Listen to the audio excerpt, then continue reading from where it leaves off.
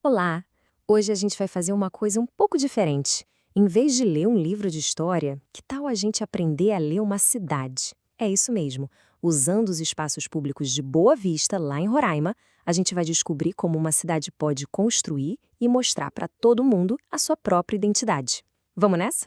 Então, a grande questão é essa, né? Como é que uma cidade narra quem ela é de verdade? A resposta, como a gente vai ver, não está só guardada em arquivos ou museus, não. Ela está escrita na pedra dos monumentos, no desenho das praças, no jeito que as avenidas correm. A própria estrutura da cidade é uma narrativa viva. E o nosso ponto de partida é esse lugar incrível aqui, o Parque do Rio Branco. Ele é o maior complexo turístico do estado, uma área toda revitalizada, super moderna, bem na beira do rio. Esse espaço já é uma declaração, sabe? É tipo o capítulo de abertura da história que Boa Vista quer contar sobre si mesma hoje. Uma cidade vibrante que olha para frente. Mas para a gente entender o presente, a gente precisa voltar um pouquinho, lá para o começo. E para Boa Vista, tudo, absolutamente tudo, começa com o rio. Então, a nossa primeira parada nessa análise vai ser justamente em como o Rio Branco moldou a base tanto histórica quanto natural da cidade. Agora, olha que interessante. Aqui a gente vê uma história sendo contada de forma literal. Este é o monumento aos pioneiros. E ele não é só uma estátua, gente. É praticamente um livro de história esculpido em granito, que narra a origem, a jornada do povo de Roraima, é a memória de todo mundo transformada num marco público. Essa comparação aqui é perfeita para a gente sacar a evolução da cidade. De um lado, à esquerda, a gente tem a Orla Taumanã, o ponto de encontro clássico, aquele lugar cheio de memória afetiva. Do outro lado, à direita, a sua versão moderna, ampliada, no Parque do Rio Branco. As duas juntas mostram direitinho como a relação de Boa Vista com o seu rio foi se transformando, sabe? Honrando o passado, mas ao mesmo tempo abraçando uma nova identidade. Bom, já vimos as fundações lá nas margens do rio.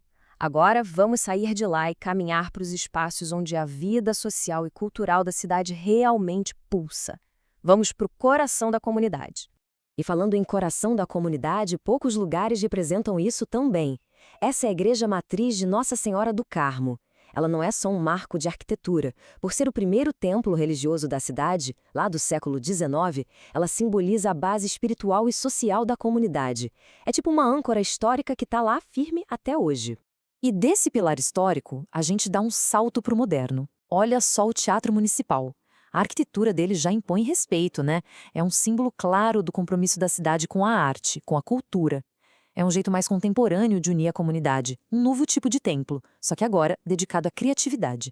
E se o teatro é o palco, a Praça das Águas é com certeza a sala de estar da cidade. Com suas fontes, o famoso Portal do Milênio, esse espaço foi pensado para o lazer, para o encontro. É onde a comunidade se junta para relaxar, para conversar, o que mostra o valor que a cidade dá para a vida pública e para o bem-estar das pessoas. A gente já viajou pelo passado e pelo presente. Agora, vamos mudar um pouco o foco e ver como Boa Vista está ativamente desenhando o seu futuro. E isso acontece através de um planejamento urbano bem ambicioso e um design muito, mas muito intencional. Olhar de cima sempre dá uma perspectiva totalmente diferente, né? Do alto do mirante Edileuza Lois, a 120 metros de altura, a gente não vê só ruas e prédios. A gente consegue ver um plano. Essa vista panorâmica revela o design cuidadoso de Boa Vista, uma cidade que, de fato, foi pensada antes de ser construída. E bem no centro desse plano todo está o Centro Cívico. Ele é o coração administrativo da cidade, e é a partir dele que as principais avenidas se espalham, formando um desenho único de like. Isso não aconteceu por acaso, não. É um exemplo claríssimo de planejamento urbano intencional, que organiza a vida da cidade a partir de um núcleo. E às vezes, a história que uma cidade conta é super explícita, tá na nossa cara. É o caso desse parque, a Salvinha Amazônica. As esculturas gigantes são fantásticas, claro, mas o que mais revela sobre a cidade é a mensagem que um espaço como esse passa. Em algum lugar por ali tem uma placa que diz que Boa Vista é uma cidade que cuida de suas crianças.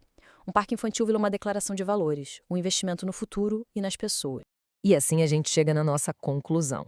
Afinal de contas, o que todos esses lugares, desde o monumento histórico até o parque infantil, realmente querem nos dizer? Eles são bem mais do que só lugares. Eles são, na verdade, um espelho da própria sociedade. A grande ideia por trás de toda essa nossa análise é que olhar para essas imagens é muito mais do que um turismo virtual. É um jeito de fazer análise sociológica. Cada espaço público é como se fosse uma janela, que permite a gente ver como uma sociedade se organiza, o que ela mais valoriza e como ela se enxerga. A gente pode até resumir esse processo todo em 3 passos bem simples. Pensa só. Primeiro, a cidade constrói os espaços. Segundo, as pessoas chegam, ocupam, usam e dão vida a esses lugares. E terceiro, com o tempo, esses espaços começam a refletir e também a moldar uma identidade de todo mundo. É um ciclo que não para. E tudo isso nos leva a uma última pergunta. Depois de ler a história de Boa Vista através de seus espaços, fica a reflexão. Se a gente parar para olhar as praças, as ruas e os monumentos de qualquer cidade, que história eles estão contando sobre aquela comunidade?